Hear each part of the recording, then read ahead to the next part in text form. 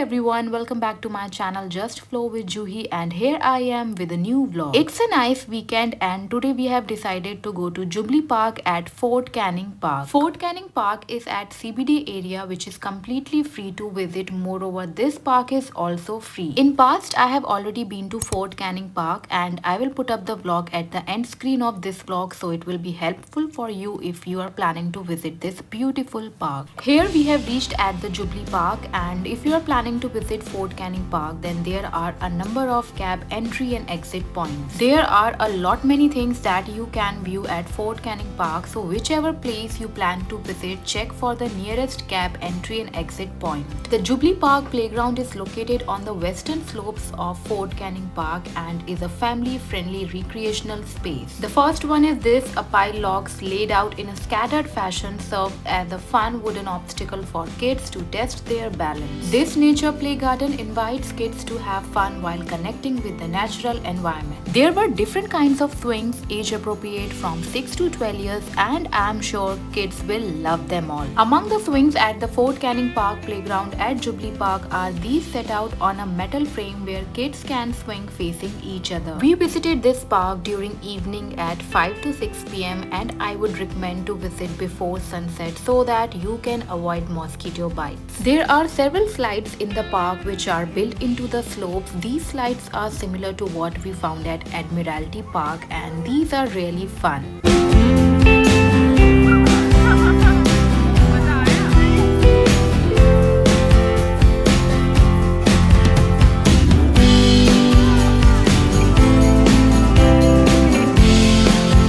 A netted play structure designed for walking, not jumping, gives kids a reason to get on all fours to climb and play. The sandy surface of the playground also makes it an attractive spot to have sand play. For young kids, a single parent can assist on all the slides. Jubilee Park's playground also has slides which make use of hilly terrain. There are two longer slides at the Fort Canning Park playground. One has a lateral curve in it and the other is straight that comes down quite quickly from midway up a slope, and this straight slide is really a fun.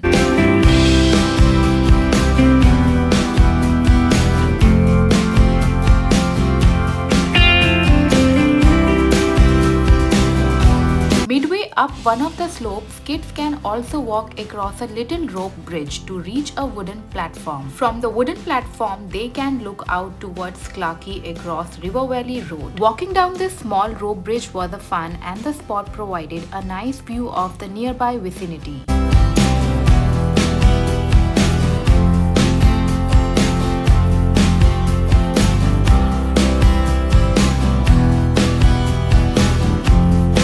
Other play equipment at the Fort Canning Park playground include seesaws that are too big on which parents and kids both can sit, and wobble boards, some of which can accommodate up to 4 persons at a time.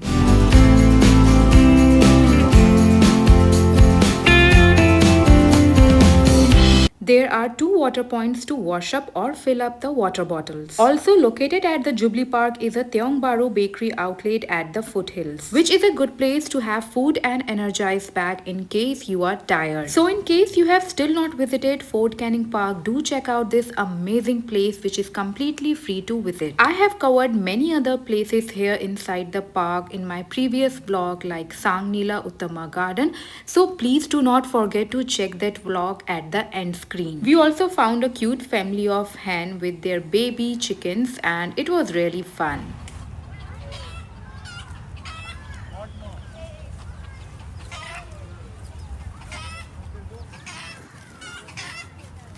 After having a wonderful playtime, we decided to have dinner. For dinner, we went to Clarke, which was very near from Fort Canning Park, which was just a road cross away. Clarke is one of the major tourist attractions in Singapore, which is very near to the Fort Canning Park, so you can plan your trip accordingly. If you are a tourist and have some extra time or day, then I recommend you to visit Fort Canning Park because it's an amazing place and absolutely free. Nearest bus stand is River Valley Road, and now we are crossing the bridge to go to the other side, and this is a Clarke Central Mall where we will be doing our dinner. I have never visited this mall, going to this mall for the first time as it was weekend. Some street show was going on right outside the mall. The mall was less crowded, maybe because it had less outlets, but there were few good brands. Like one of the favorite brand I think Indians like to buy here in Singapore is Charles and Keith. So for tourists, Charles and Keith is present here at Clarke. For our dinner, we are visiting Astons Specialities, which is one of the famous Western restaurant in Singapore. Usually there is always long queue outside Astons and you have to wait outside for your number. This is a non-vegetarian restaurant, but the food is amazing. Luckily, we got the window seat and we had a beautiful view of the Clarke where boats were coming in and going out. The food at Astons is really delicious, standard and reasonable. You can find this restaurant in most of the malls in Singapore. For dinner, we ordered grilled black pepper fish, chicken and a platter of salmon fish.